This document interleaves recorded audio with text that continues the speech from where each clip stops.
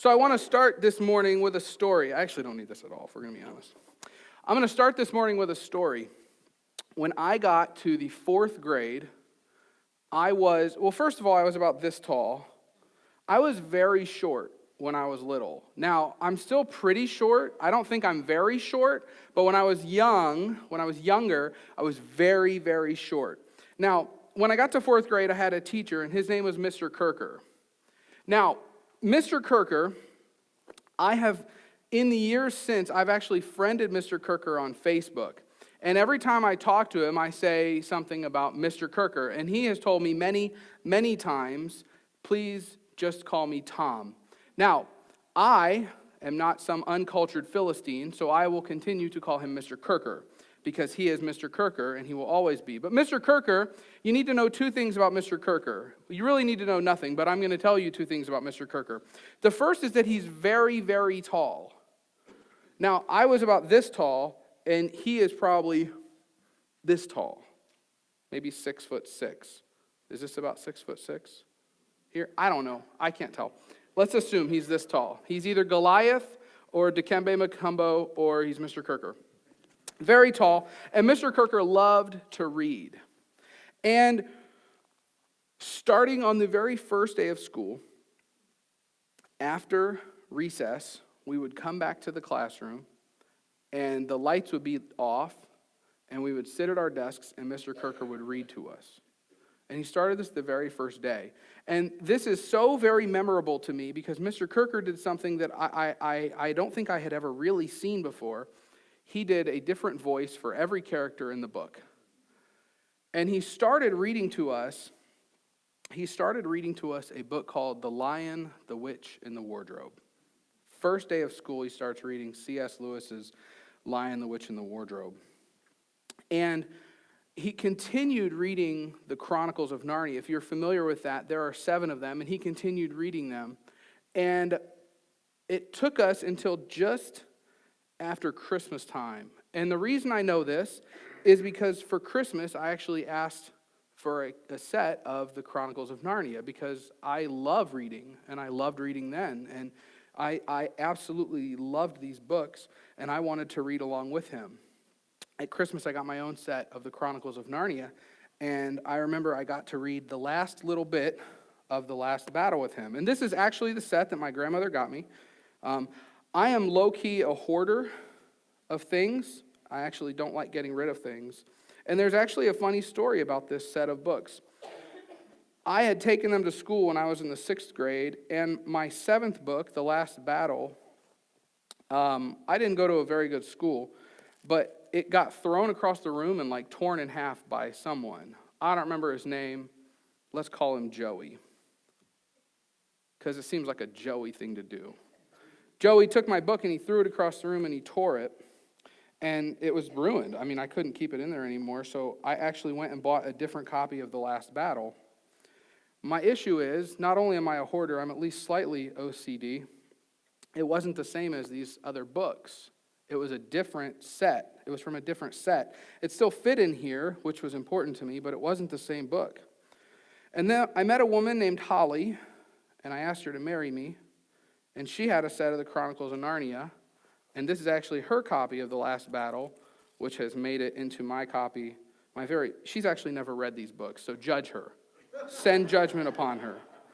Her unused copy of The Last Battle has made it into my very old copies of the Chronicles of Narnia. One of my favorite books. If you've never read these books, you should. I'm going to talk about them a little today. What Mr. Kirker may not have known at the time was that him reading The Lion, the Witch, and the Wardrobe, and Prince Caspian, and Voyage of the Dawn Treader, and so on and so forth, was actually my first encounter with Christ in a public school after recess from a very tall man named Mr. Kirker. Not Tom, Mr. Kirker. My very first encounter with Christ. And I don't know if he knew that that would be people's first encounters with Christ. And I don't know that in 4th grade I could have told you that was my first encounter with Christ. But as I learned more about God and I learned more about Christ, I realized that was, in fact, my first encounters learning about Christ in the 4th grade in public school. from Mr. Kirker. Well, in that first book, in The Lion, the Witch, and the Wardrobe, there's a moment at the end. Now, if you haven't read it, spoiler word, so I'm sorry.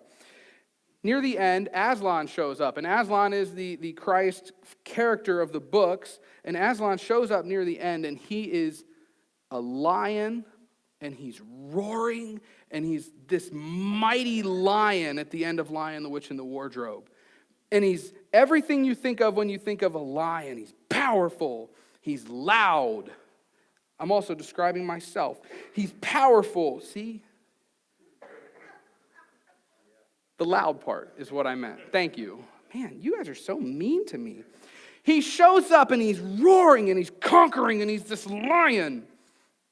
And then we get to the second book, Prince Caspian. Now, I'm going to take a moment and I'm going to stand on a soapbox because I have learned in recent years that there is some confusion about this. Prince Caspian is the second Narnia book. The Lion, the Witch, and the Wardrobe is the first Narnia book. And some crazy people have reordered his books into a new order. But if you're reading The Magician's Nephew first, you're doing it wrong. While it might chronologically be first, it is not meant to be your intro. I get really excited about this because I don't understand how anyone could get this wrong. The Lion, the Witch, and the Wardrobe is first. You'll notice it's number 1. Number 2 is Prince Caspian. And those are the way you should read these books. So if me talking about them, it's like, I should read those books. And you go and you buy it and you're like, well, number 1 is The Magician's Nephew. It's not, and don't read it that way. It's not meant to be first. Read that near the end is the 6th book. I'm done. Okay. In Prince Caspian, the second book, Aslan shows up again. And they spend most of the book waiting for Aslan to show up. Is he going to show up? What's he going to do? When he comes in, it's going to be on. Here we go. It's Aslan time. And they spend the book looking for Aslan, waiting for him to show up. And when he does, he's going to come in and he's going to take care of everything because that's what he's done before. That's what he did the last time. The last time we had this experience, Aslan came in and he was roaring and he was, Ugh! And they keep looking for him and waiting for him. Is he going to show up? Is he going to come? And then finally, Lucy, the youngest sister, she sees him. She sees Aslan. Here we go. But he doesn't. He doesn't come in roaring and conquering. He shows himself to her, and then he has a conversation with her. He shows up quietly. And she says to him, why didn't you come in roaring? We needed you to do this. And he says, things don't always happen the same way. If you've never read the Narnia books, you should go back and read them. They're fantastic. But we find ourselves this morning in the book of Acts. We're starting a series on Acts. We'll be here for a number of weeks. And today we're in chapter 10.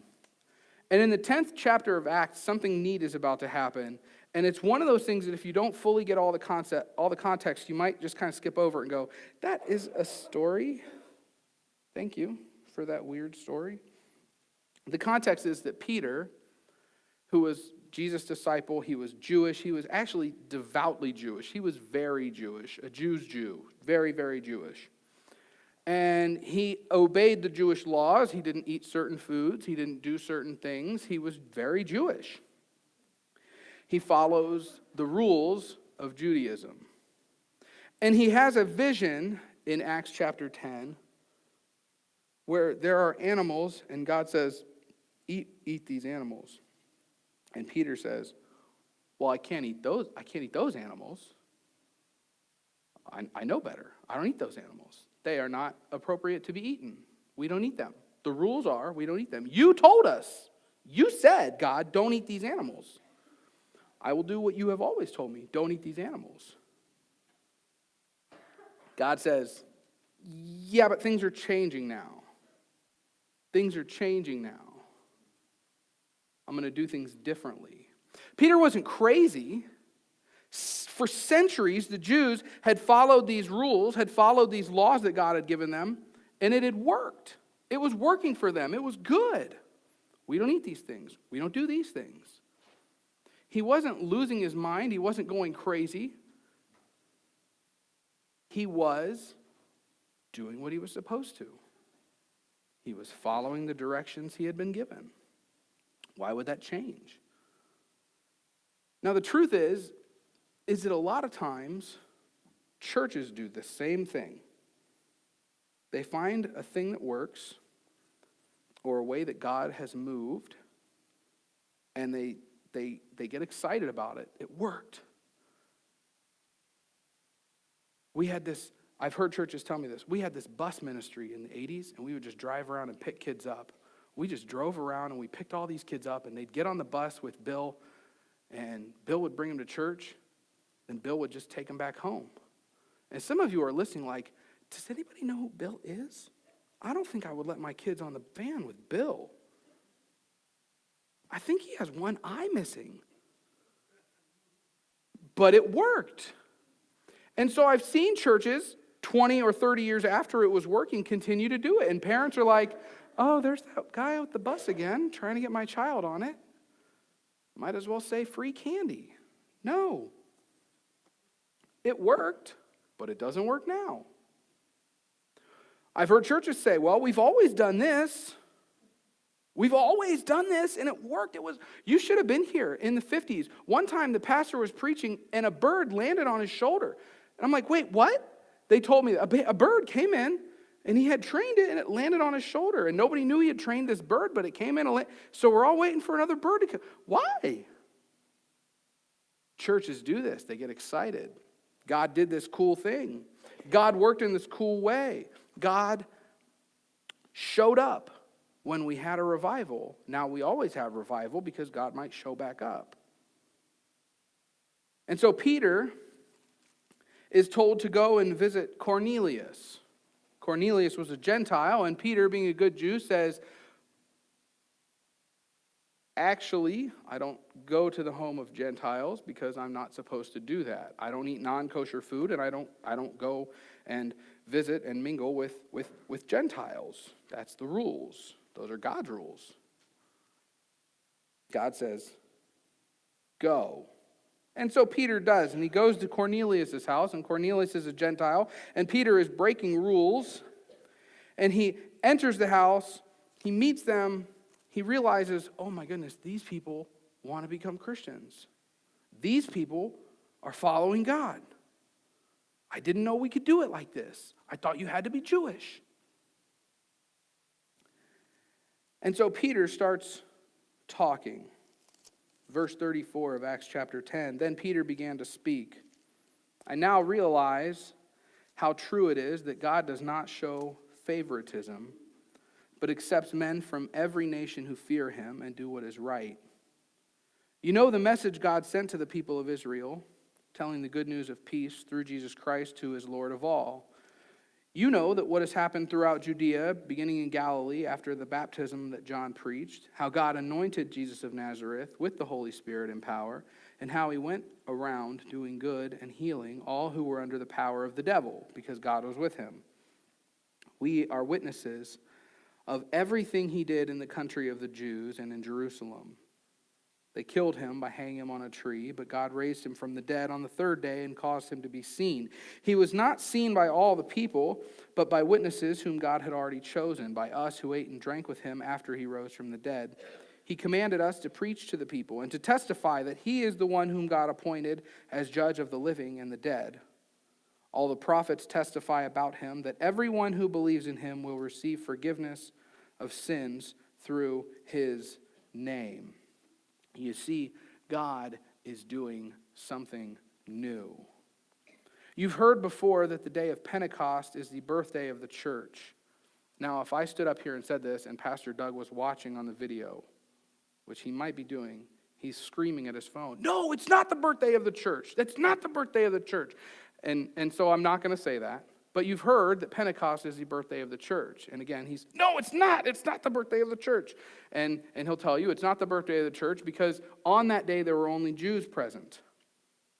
And that movement, that birthday was only for one group of people, and therefore we do not suggest that it's the birthday of the church because none of you would have been invited. the bad church. Pentecost happens. All the Jews get the gospel, and now God is doing something new.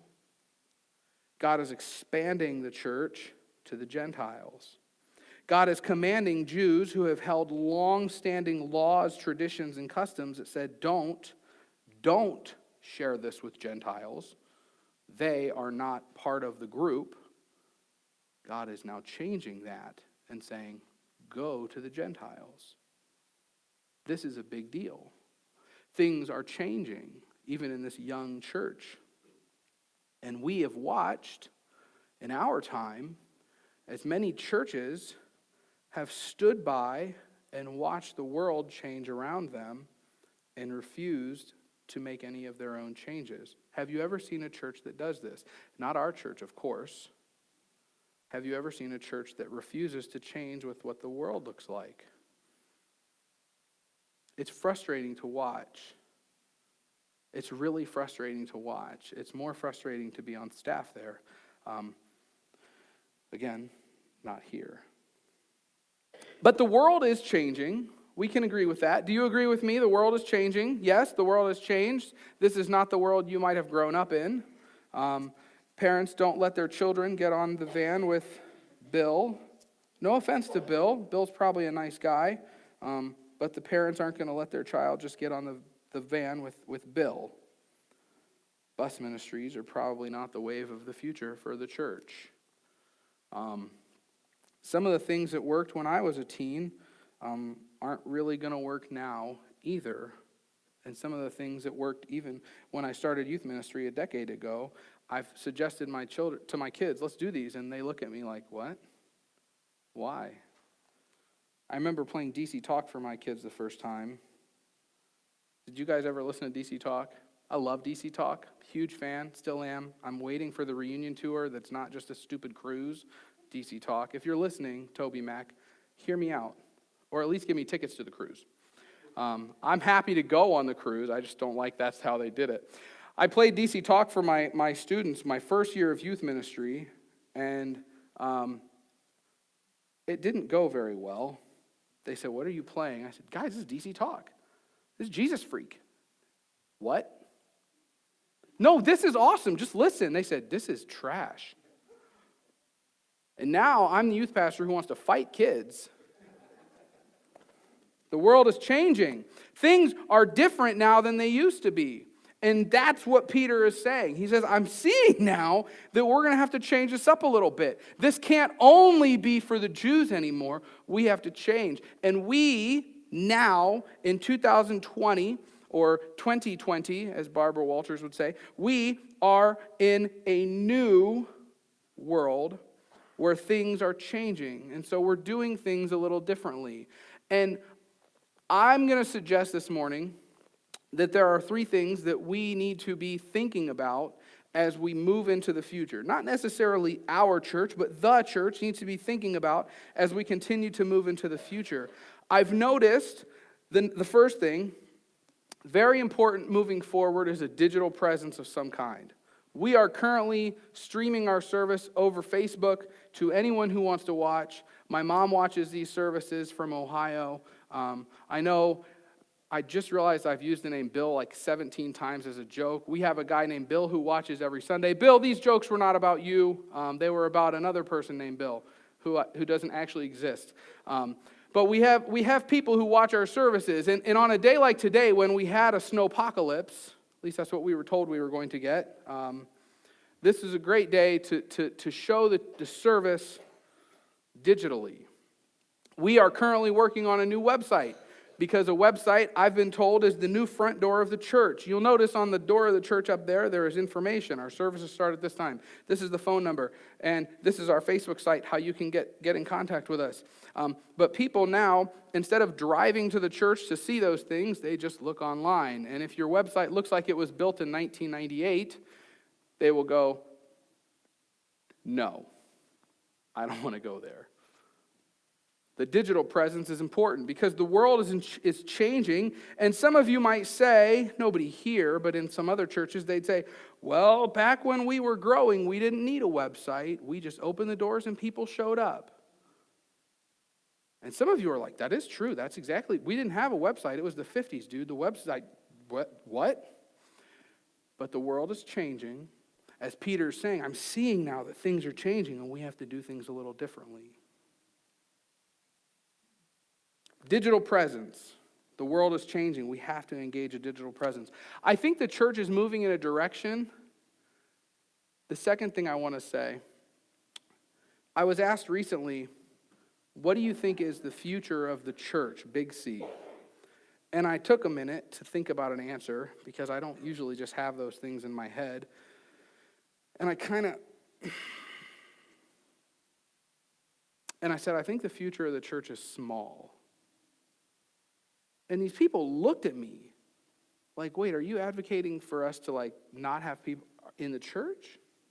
Are you? And I said, well, hear me out for a minute. What we saw in the 90s and the early 2000s was called, from the 80s up, was called the church growth movement. And the whole idea was just keep growing your church. Make it bigger.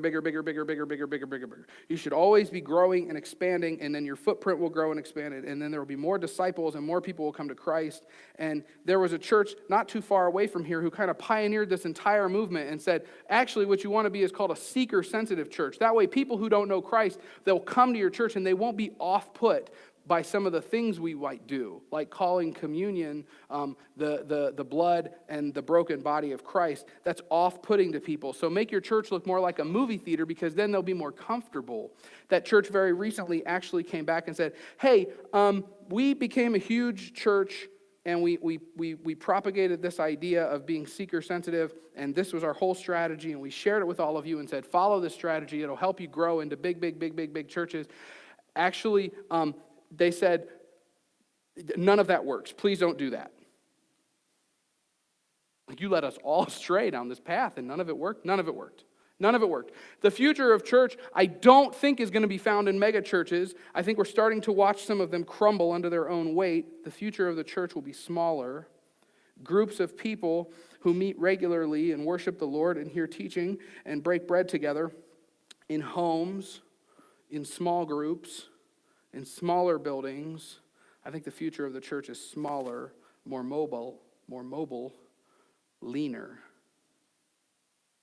less prone to catastrophic failure at the top, bringing thousands of people down with them.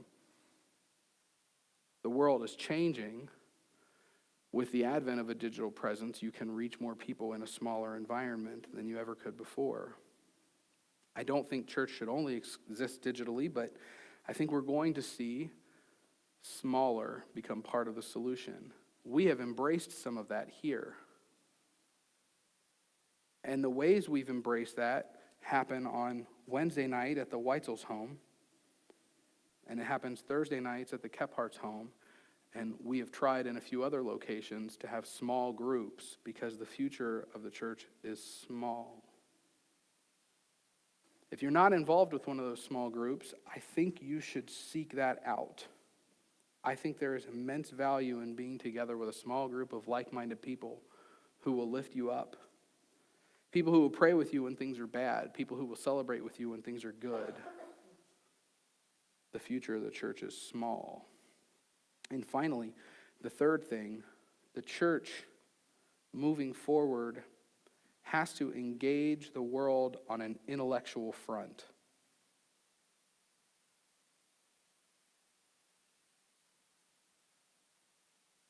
When I was in high school, I would ask questions like, well, what about this? Or what about this? I'm learning about evolution in my biology class. What about that? And well-meaning people who only had my best interest at heart would say to me, Alex, you just have to have faith. Don't think about it. Just have faith.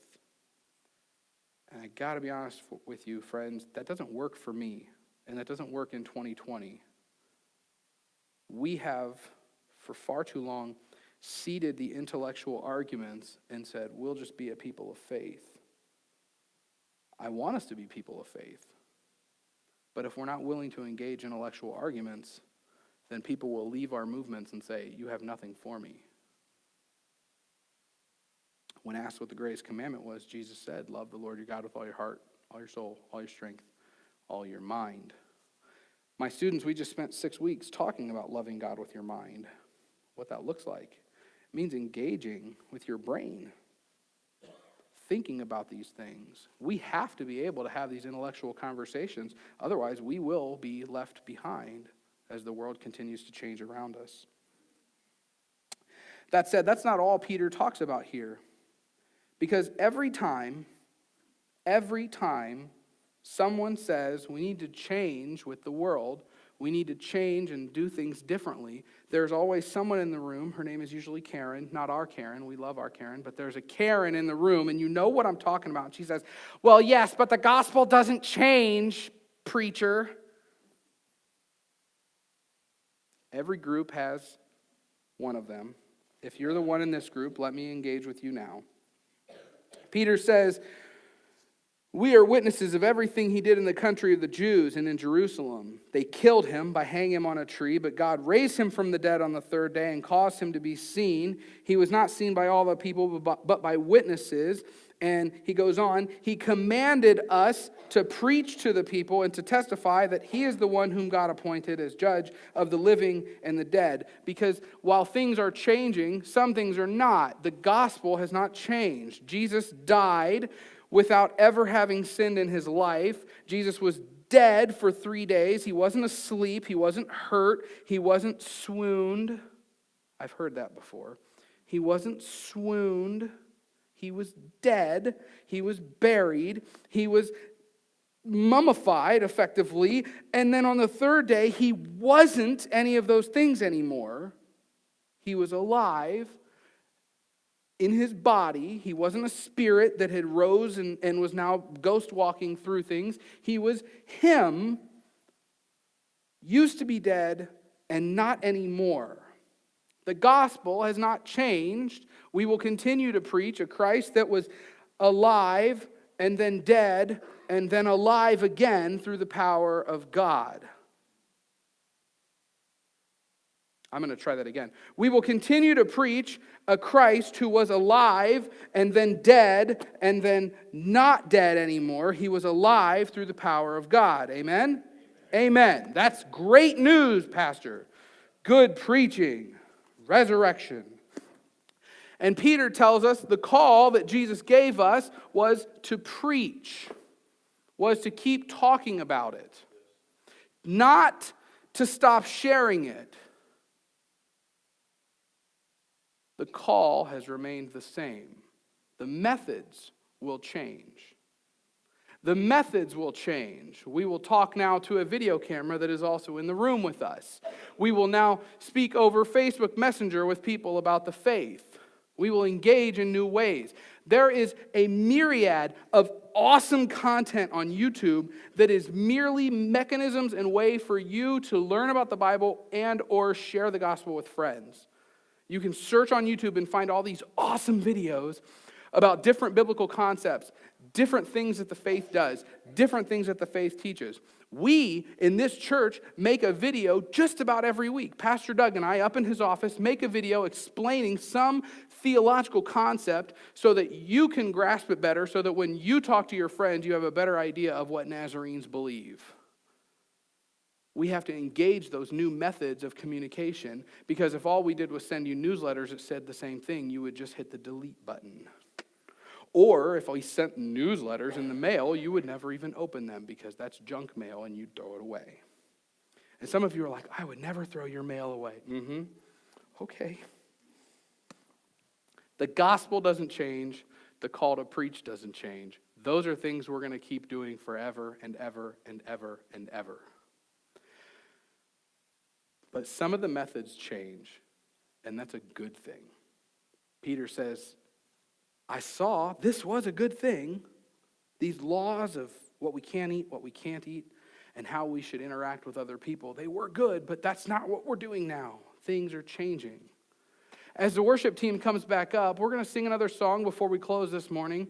And my call to you, my request to you is to be thinking about your place in this changing world, in this changing culture, and how we can continue to interact with a changing culture and change the world.